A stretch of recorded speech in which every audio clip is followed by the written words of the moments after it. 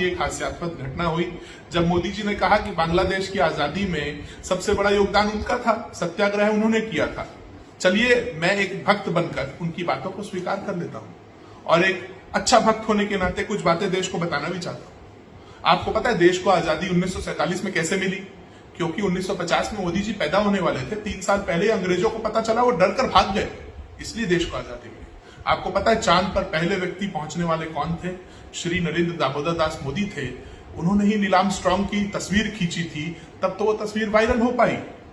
आपको पता है जब मोदी जी 5 साल के थे, उन्होंने देश का संविधान अपनी स्कूल जाने वाली पेंसिल से लिख दिया था और बाबा साहब अम्बेडकर को सलाह दी थी कि इसे शामिल कर दीजिए। आपको पता है जब पहली सरकार 1951 में बनी थी, वो बहुमत नेहरू जी को नहीं, मोदी जी को ही मिला था।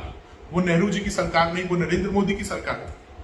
आपको शायद ये भी जानकारी होनी चाहिए कि वास्को डी गामा जब भारत आए थे तो समुद्र तट पर उनका स्वागत स्वयं नरेंद्र मोदी जी ने खुद किया था, माला पहना।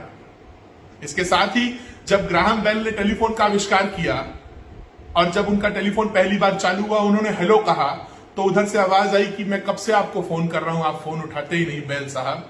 और वो कोई और नहीं, श्री नरेंद्र दामोदर दास मोदी थे। आपको ये भी जानना बहुत आवश्यक है कि sir Don Bradman, Sunil Gavaskar से लेकर के सचिन तेंदुलकर और विराट कोहली के कोच और कोई नहीं, स्वयं नरेंद्र मोदी जी है। आपको यह भी पता होना बहुत आवश्यक है, मोदी जी ने एक ऐसे रेलवे स्टेशन पर चाय बेची जो भारत के मानचित्र में होता ही नहीं था उस समय। मोदी जी ने एक ऐसे समय पे डिजिटल कैमरा का इस्तेमाल किया जब डिजिटल कैमरे का आविष्कार ही नहीं हुआ था। मोदी जी ने स्कूटर तब चलाई जब स्कूटर बनी ही नहीं थी। मोदी जी ने टेलीफोन का इस्तेमाल तब कर लिया जब टेलीफोन का आविष्कार नहीं हुआ। मोदी जी ने बांग्लादेश के सत्याग्रह में भाग ले लिया। मोदी जी ने पोस्ट ग्रेजुएशन उस सब्जेक्ट में किया दिल्ली विश्वविद्यालय से जो सब्जेक्ट एग्जिस्ट ही नहीं करता है दिल्ली के विश्वविद्यालय में। तो ऐसे कारनामे मेरे देश के प्रधानमंत्री के हैं और इन कारनामों को मैं उजागर करना अपना फर्ज और अपना कर्तव्य समझता हूं। दोस्तों 7 साल की उम्र में मोदी जी ने चाय बेचना शुरू किया और लगभग 18 साल की उम्र में घर छोड़ वो हिमालय चले गए तपस्या करने के लिए। 14 सालों तक उन्होंने तपस्या की हिमालय में। ऐसा वो कहते हैं 18 + 14 करें तो होता है लगभग 32। तो 20-21 में बांग्लादेश के लिए सत्याग्रह कब कर रहे थे? चलिए छोड़िए, आगे बढ़ते हैं और कुछ और तथ्यों पर बात करते हैं कि जैसे मोदी जी बचपन से मगरमच्छ के साथ खेलते थे। हमें तो डर लगता है देखने में, लेकिन महामानव ऐसा कर सकते हैं। ऐसे ही आप देखें तो वो 7 साल की उम्र में आर्मी स्कूल जाना चाहते थे, वहां एडमिशन लेकर के देश की सेवा करना चाहते थे। पर पहला आर्मी स्कूल देश में 1962 में बना, 1957 में नहीं, जब मोदी जी 7 साल के। इसके साथ ही मोदी जी जब 1982 में श्री अडवाणी जी से ईमेल पर चर्चा किए करते थे, तब पता चला कि 1995 में देश में इंटरनेट आया था और वो मेल कैसे भेजते थे वो वही जानते थे। इसके साथ साथ मुझे तो ये भी मालूम चला है कि न्यूटन के सर पर जो पहला एप्पल गिरा था वो भी मोदी जी ने गिराया था और किसी ने नहीं। और आपको ये जानकर बड़ी हैरानी होगी, पर यह सत्य है, आपको स्वीकार करना पड़ेगा एक अच्छा भक्त होने के नाते, कि हड़प्पा की खुदाई में जो केटली मिली थी काले कलर की, वो केटली वही थी जिससे वडनगर के स्टेशन पर मोदी जी चाय बेचा करते थे। आपको पता होगा ताजमहल किसी शाहजहां ने नहीं बनाया, ताजमहल मोदी जी ने बनाया।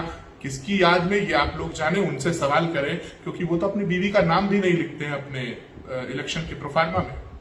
इसके साथ साथ जब महाभारत में श्री कृष्ण उपदेश देते देते थक जाते थे और आराम करने चले जाते थे, तो अर्जुन के रथ को सारथी के तौर पर मोदी ही चलाया करते थे और पूरे उपदेश बचे हुए वही दिया करते थे। इसके साथ ही देश के सफलतम तेज फेंकने वाले गेंदबाज शोएब अख्तर और ब्रेट ली से अगर आप पूछें कि उन्हें फेंकना किसने सिखाया है, तो वो भी कहेंगे श्री नरेंद्र दामोदर दास मोदी ने मुझे फेंकना सिखाया है।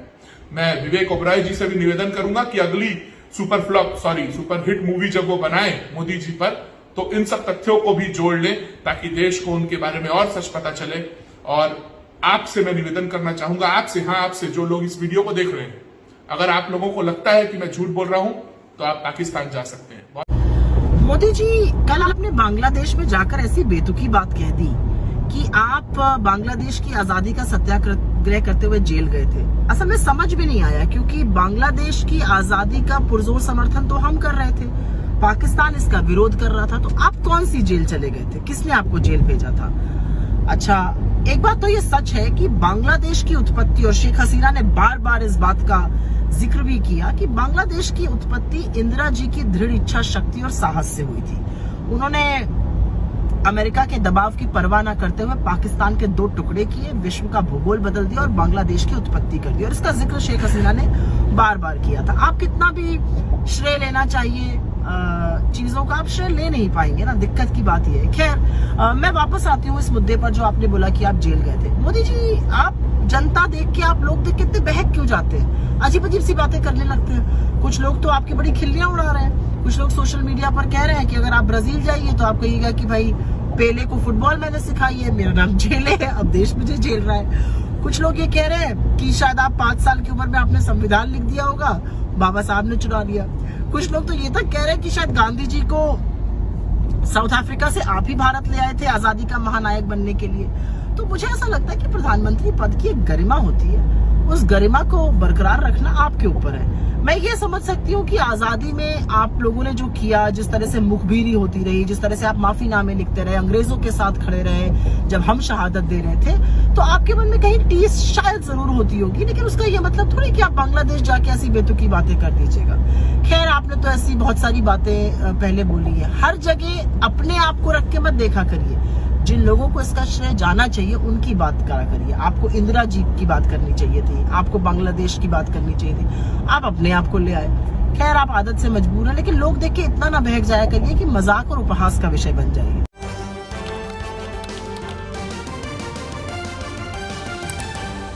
आपकी आवाज